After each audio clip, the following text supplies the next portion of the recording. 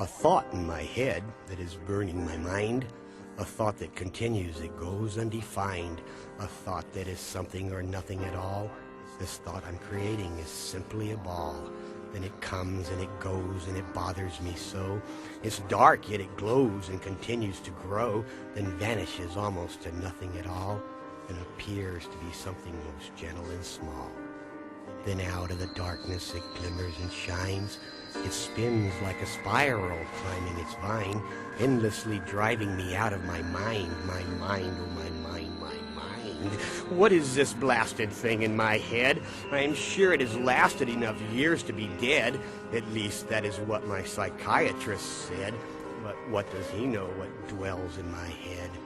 It's a spirit, I'm certain, having traveled through space, and he's parked here, I'm certain, and he hides in my face. And I pull down my curtain and feel his embrace, and close now my eyelids and ask for God's grace. Then darkness surrounds me, a blanket of black. This demon astounds me, he sneaks up from back, and then suddenly flashing, he attacks from the rear. As something is crashing, he speaks in my ear. Rock, it's nostalgic! How long can this last? Be back in a sec, I heard him say fast. I count the first second, the next moment's past. He comes in the second moment at last. And I gaze in his eyeball, his brow and his lid. I've waited till nightfall to see what he did, and listened most careful to all that he said, yet still I am fearful of losing my head. Come forth, fine demon, escape from my mind, for before long I'll leave you behind.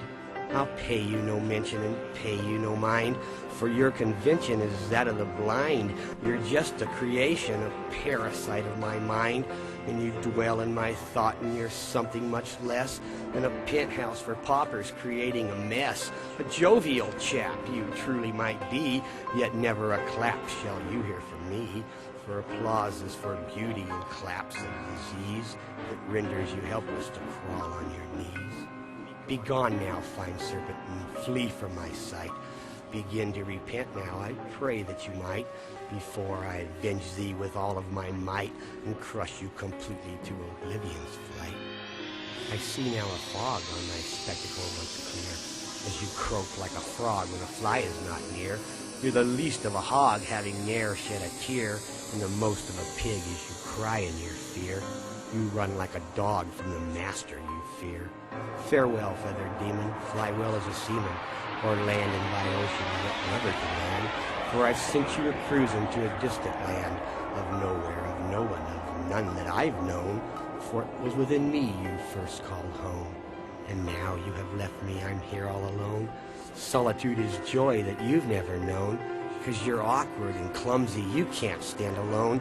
You're less than an idiot who's lost his own home, like the patriot parrot who flew from his cage, in a moment unrational, in a spirit of rage. Now you gawk for your cracker, and you cry for your feed, and you scream and you pester, yet no one takes heed, for you left your first master, 'twas your feeder indeed.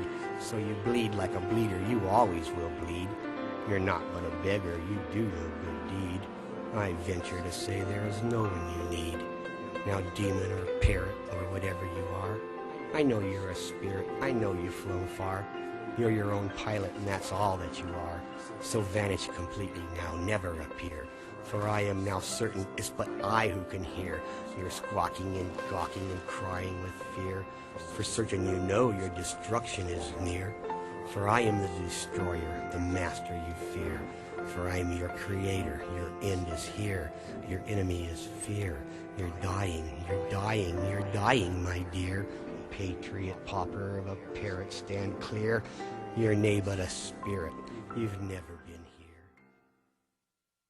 Sitting silently, solo and lonely, singing softly, slowly and gently, knowing only the songbird is lonely. Truth is all and nothing is less.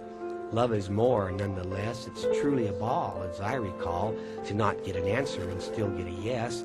Considering less could be quite a mess unless the answer is yes. And yes, of course, could be much worse, and worthless, of course, when said to mean less than yes.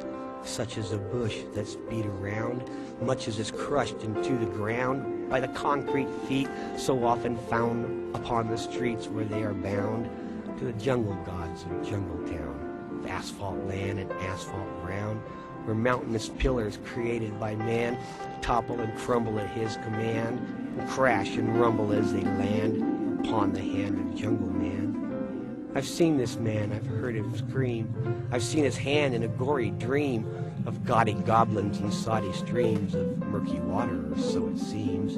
Yet who remembers all that's seen upon the screen of a dream, or in a dream serene, entrapped between the lapse of time and a time machine, and in the space of nothing more and nothing less than can be seen in this lapse of time in a time machine?